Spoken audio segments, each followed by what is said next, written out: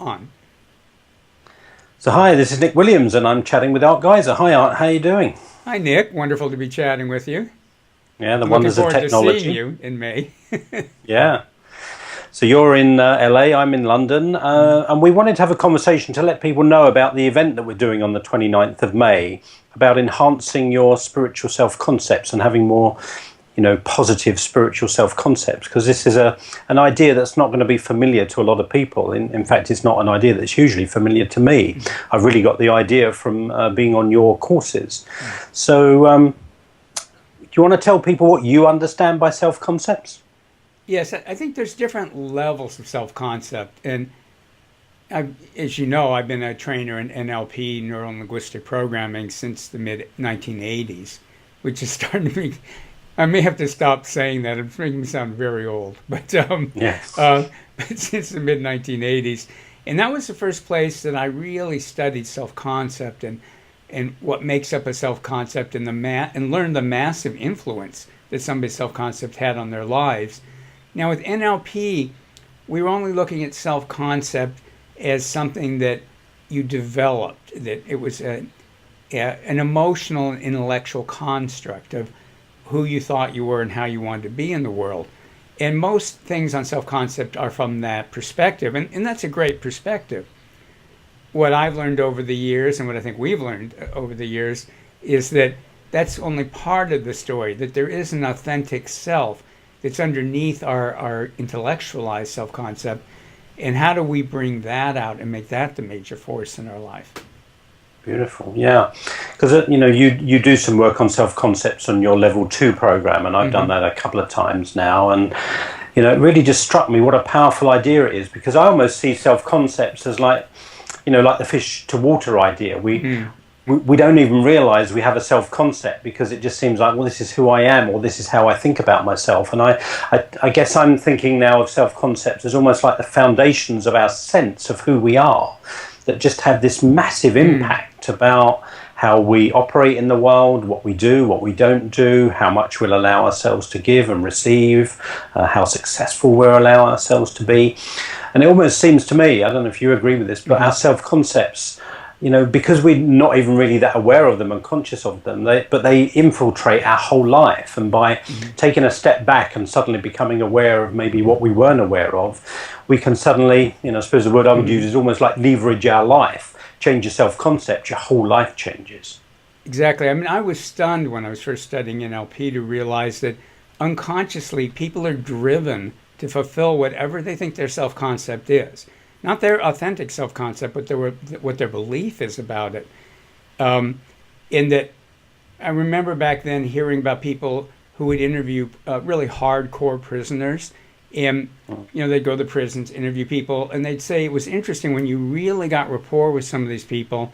They would go, "Look, I'm a bad person. I belong in here." This is after going, "I was framed, I was innocent," or I was, maybe not the best language, I was screwed by the legal system.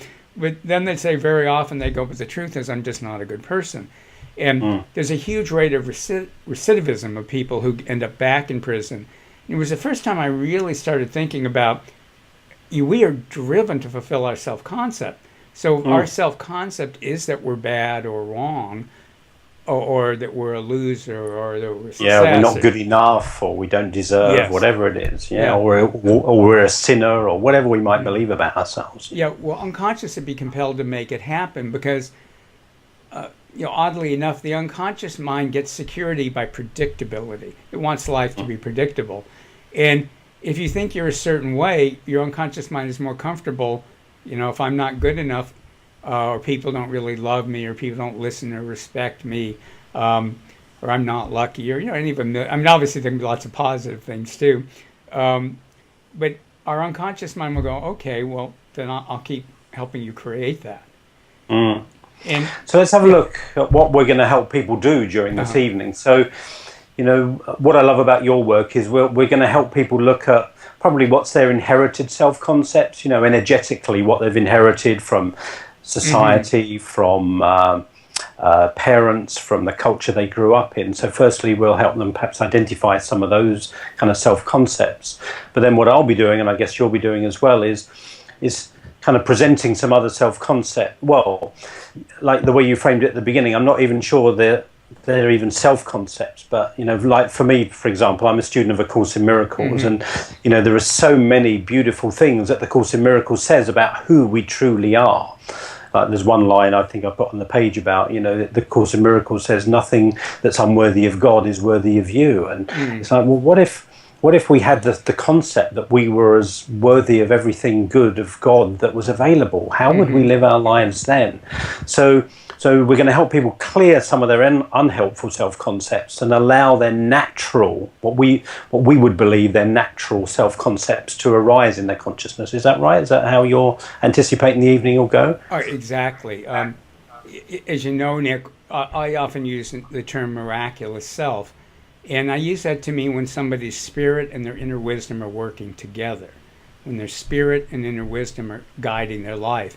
Your authentic self, and like I said, maybe even self-concept's maybe not quite the right word, your authentic self can reveal itself, can emerge in your life, and then your intellectualized self-concept can start lining up with that, and your unconscious self-concept can start lining up with that.